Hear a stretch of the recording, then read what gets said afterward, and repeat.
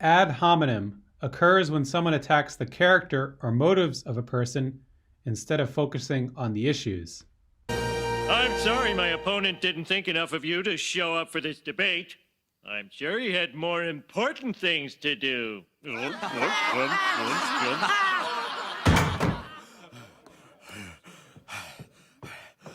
Sorry I'm late, everyone. Somebody tampered with my brakes. Well, then you should have been early. Hey, got you there, eh? Oh, come on, people. This man has promised round-the-clock trash pickup. That's impossible. Not if we hire more men. And my men will do all your messy jobs. They'll wash your car, scrub your shower, air out your stinkables. I can't believe what I'm hearing. Well, then you better turn up your hearing aid, Pops. Pops?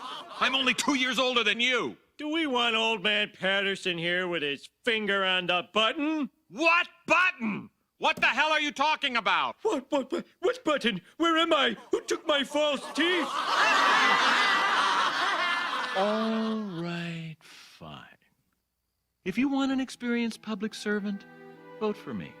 But if you want to believe a bunch of crazy promises about garbage men cleaning your gutters and waxing your car, then by all means, vote for this sleazy lunatic.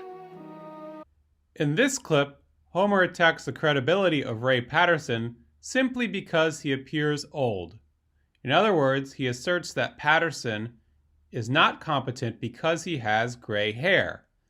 Patterson's ideas are, of course, independent of his looks.